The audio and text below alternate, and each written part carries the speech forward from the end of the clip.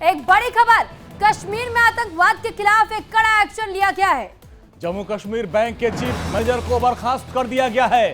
सज्जाद बजाज को बर्खास्त किया गया है। जैश सरगना अजहर मसूद का काफी करीबी बताया जा रहा है और इसको अब बर्खास्त किया गया, जिसका बड़ी कार्रवाई की गई है और आतंकी गतिविधियों में शामिल होने का आरोप है। और सबसे बड़ी बात, जैश सरगना अजहर मसूद का ये काफी करीबी था और इसके खिलाफ पर्याप्त सबूत मिले और इसके बाद अब इसको बर्खास्त कर दिया गया। तो बिल्कुल बैंक का मैनेजर है, लेकिन कश्मीर में आतंकवाद के खिलाफ देखिए किस तरीके से एक्शन लिया गया है। दरअसल ये बताया जा रहा है कि बैंक के चीफ मैनेजर को बर्खास्त कर दिया गया है, जिसका नाम सज्जाद बजाज बताया जा रहा है। ये भी कहा जा रहा है कि सज्जाद बजाज को बर्खास्त किया गया है क्योंकि इसके कुछ ऐसे ताल्लुकात जैश सरगना के साथ में थे, बेहद करीबी बताया जाता था और कई इनपुट्स इस सज्जाद के पास भी थे। और हमारे सहयोगी रमन सैनी हमारे साथ जुड़ रहे हैं ग्राउंड जीरो से।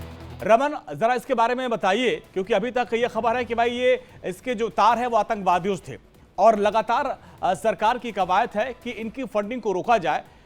इसको किस आरोप में बर्खास्त किया गया है और इसके तार कहां कहां जुड़े, जरा पूरा विस्तार से बताएं।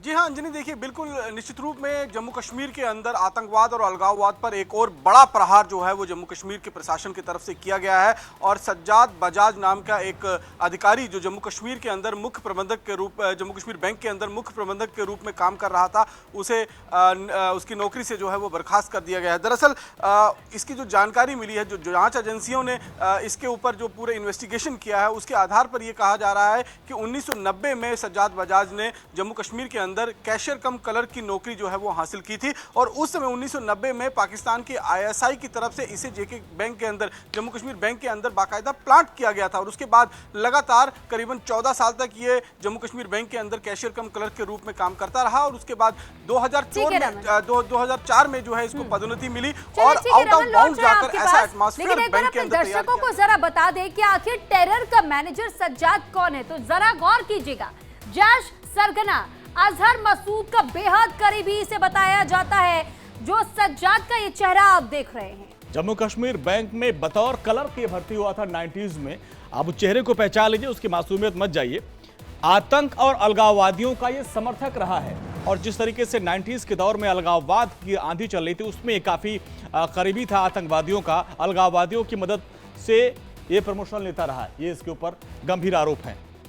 तो साथ ही क्लर्क से मुख्य प्रबंधक के पद तक ये पहुंच गया था सज्जाद, जिसको बर्खास्त करने का काम इस वक्त किया गया है। सज्जाद को आईएसआई ने बैंक में प्लांट किया था। ये सूत्रों के हवाले से बड़ी जानकारी सज्जाद को लेकर मिली। नौकरी के साथ ये पाकिस्तानी एजेंडा भी चलाता था। अब आप देखिए जिस तरीके से सरकार की पूरी कवायद थी कि ये फंडिंग रोका जाए और ये इसमें मदद करता था। कश्मीरी युवाओं को भड़काने का भी ये काम किया करता था, यानी पाकिस्तान से जो इसके आका कहते थे वो यहाँ कश्मीर में करता था। जांच में पाकिस्तानी कनेक्शन के बाद फिर अब इसके ऊपर एक्शन किया गया, इसको बर्खास्त कर दिया गया। जम्मू कश्मीर बैंक में नौकरी से इसको बर्खास्त कर दिया गया क्योंकि यहाँ से वो पाकिस्तानी एजेंडा चलाता था। और हमारे सहयोगी रमन सैनी हमारे साथ बने हुए हैं। रमन, हमने समझाया अपने दर्शकों को किस तरीके से ये युवाओं को भड़काता था, टेरर फंडिंग भी करता था। क्या टेरर फंडिंग के भी आरोप इसके ऊपर लगे हैं क्या? जी हाँ बिल्कुल, देखिए जिस तरीके से जम्मू कश्मीर बैंक के अंदर रहते हुए ये अलगाववादी और आतंकवाद को समर्थन न केवल करता था बल्कि उसको आगे बढ़ाने का काम भी इसकी तरफ से लगातार किया जा रहा था। और